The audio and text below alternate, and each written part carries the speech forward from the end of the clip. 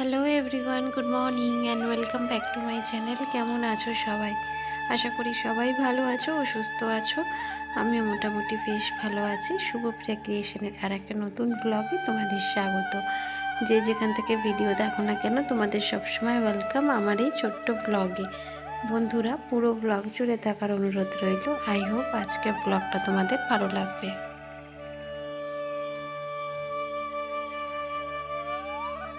আজকের আমাকে দেখে মনে হচ্ছে না যে ঠান্ডা ঠান্ডা লাগছে? হ্যাঁ বন্ধুরা, আজকের সকালটা কিন্তু ভালোই ঠান্ডা পড়েছে।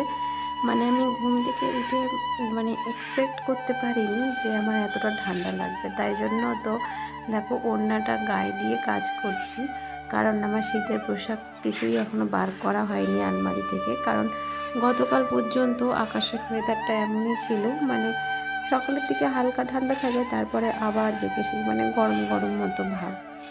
কিন্তু আজকে সকালে বেশ ভালোই ঠান্ডা রয়েছে, জানো তো। তো কাজ করা যাচ্ছিল না যতক্ষণ না এই ওড়নাটাকে একটু গায়ের মধ্যে দিলাম, তারপরেই দেখো কাজ করছি। আর কি বলবো, শীতকালে সকালের কাজগুলো করতে কিন্তু ভীষণ কষ্টকর, বিশেষ করে জলের কাজগুলো। আর আমাদের যেহেতু ট্যাঙ্কির জল খুবই ঠান্ডা, জমা জল জানোই তো শীতকালে জমিয়ে থাকলে কতটা ঠান্ডা হয়। আর যাদের দেখবে টাইম কলের জলে কাজ করে, খুব গরম গরম জল, গরম জলটাই পাওয়া যায় টাইম কল থেকে শীতকালে। কিন্তু আমাদের যেহেতু ট্যাঙ্কির জলে আমরা কাজ করি, তো সেই কারণে না জমা জলে কাজ করতে ভীষণ কষ্ট। তো যাই হোক, এখানে দেখো কিছু বাসি কাপড় চোপড় আছে, তো এগুলোকে কেচে দেবো আজ, কাচবো, তার জন্য সার্ফের জলে ভিজিয়ে দিচ্ছি। এখানে ছেলের স্কুল ড্রেসও আছে, আজকে যেহেতু শনিবার, তো ছেলের স্কুল ছুটি, তো ভাবলাম ছেলের স্কুল ড্রেসগুলো কেচে দিই, কিছুটা হলেও এগিয়ে থাকবে।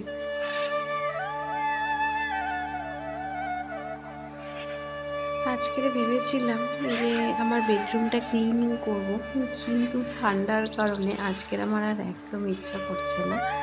তো গতকাল রবিবার আছে, ছেলের স্কুলে ছুটি, তো ভাবছি গতকাল না ক্লিনিংয়ের কাজগুলো একটু করে নেব।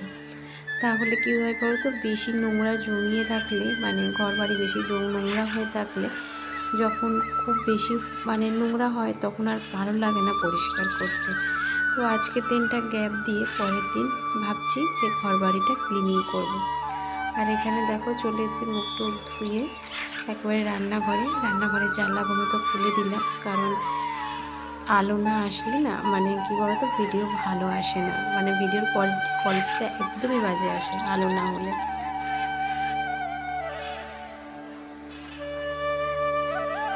আগে তো বুঝতামও না, যেমন পারতাম তেমন ভিডিও আপলোড করে দিতাম, ঠিকঠাকভাবে এডিটিংও করতাম না।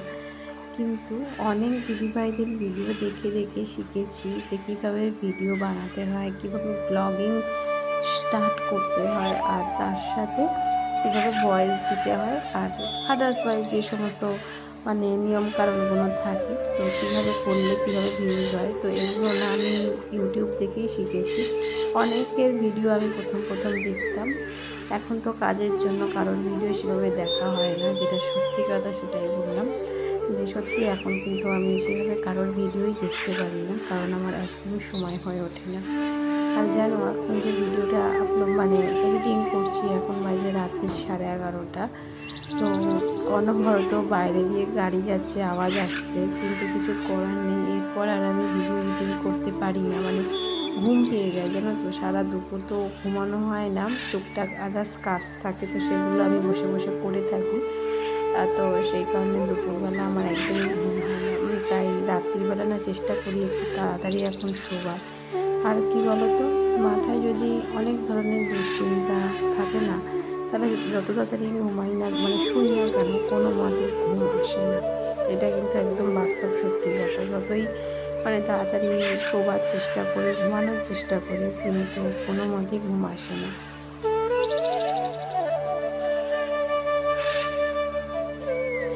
সকালে জল খাবার খেয়ে এখন দেখো বসেছি মাথায় তেল দিতে, কারণ চুল আমার এত পরিমাণে হেয়ার ফল হচ্ছে, এই সিজনেও হেয়ার ফল হচ্ছে, ভাবতে পারছি তাহলে চুল কতটা ড্যামেজ হয়েছে।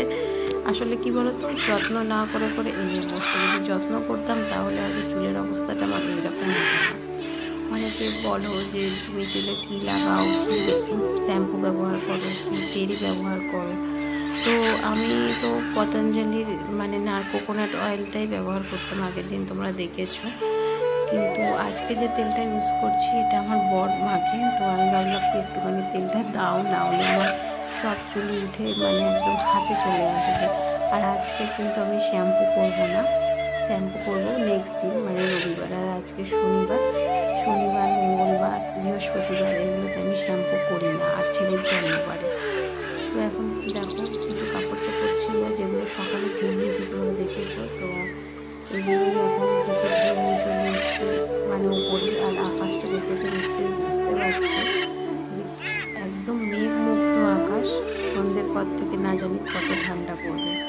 তো এইরকমই মনে হয়। আবার সন্ধ্যেবেলা গিয়ে একটু গরম গরম ভাব চলে আসে ঘরের মধ্যে, মানে চলে আসে বলতে বলতে পড়াটা ভুল হলো আমার। মানে এখন ধরো একটু ঠান্ডা ঠান্ডা লাগছে, মানে ওয়েদারটা এতটা সুন্দর, কিন্তু দুপুরের পর থেকে যদি মেঘ হয় তাহলে আবার গরম ভাব হবে। তো এটাই হচ্ছে, মানে শীত তো সেভাবে পড়ছে না, কিন্তু মানে গরমটা ভালোই আছে বলতে গেলে। তো যাই হোক, কাপড় চোপড়গুলো মেলে এখন যাব একেবারে মানে শিগগিরি ঝাড় দিতে। আজকে ইচ্ছা আছে যে সিঁড়িগুলো ঝাড় দিয়ে একেবারে উপর থেকে নিচ পর্যন্ত নিচের ঘরটা ঝাড় দিয়ে মুছে আসবো।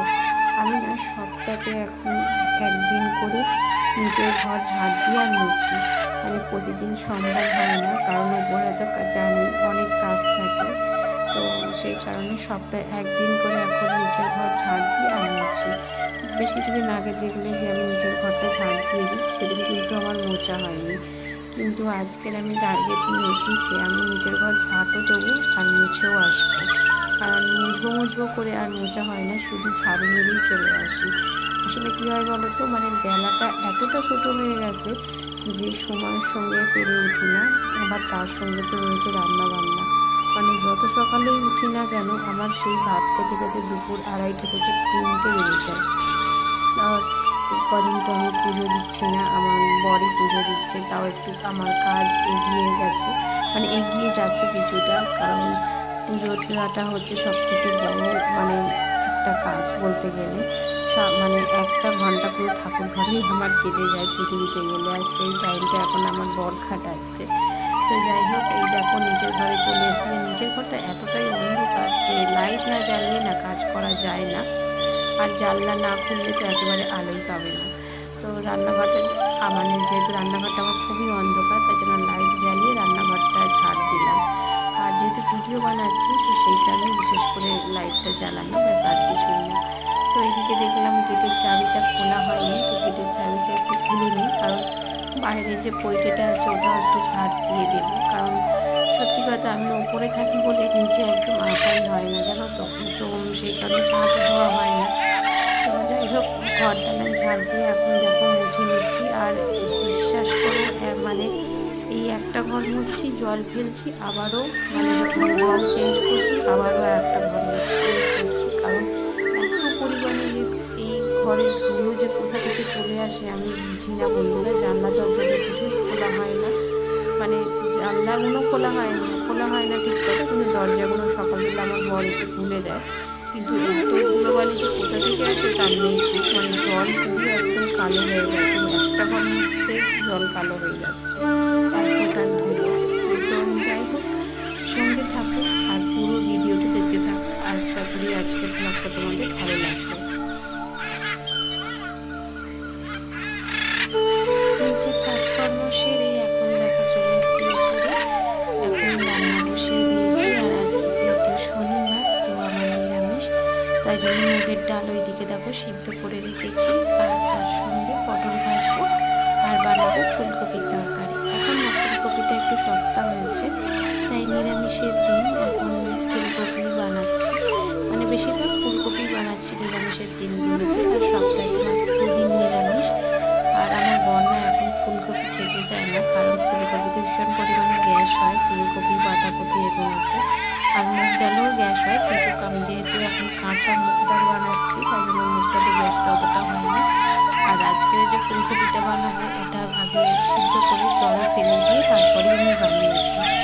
আর এখন বাজে দুপুর 2টো। তারপর ছেলেকে স্নান টান করিয়ে দিয়েছি, নিজেও স্নান করে নিয়েছি, এখন ছেলেকে ভাত খাইয়ে দিয়েছি, অনেকটা বেলা হয়ে গেছে।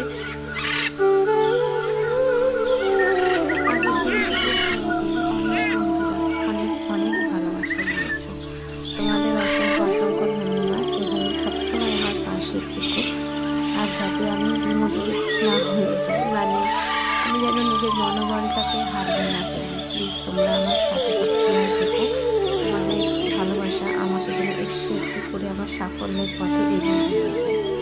তো যাই হোক, এখন বাজে সন্ধ্যে 7:30। ছেলেকে পাশের ঘরে পড়াচ্ছে, আর আমিও বলতে পারো যে একটু পড়তে বসেছি। মানে আমি আমার কলকা প্র্যাকটিস করছি। আমার খুব ভালো লাগে কলকা প্র্যাকটিস করতে। অনেক বন্ধুদের দেখি ইউটিউবে, ফেসবুকে, ইনস্টাগ্রামে খুব সুন্দর সুন্দর কলকা মানে আঁকে। তো কিছু কিছু স্ক্রিনশট নিয়ে আমি রেখেছি, তো সেগুলোই দেখো এখন বসে বসে প্র্যাকটিস করছি।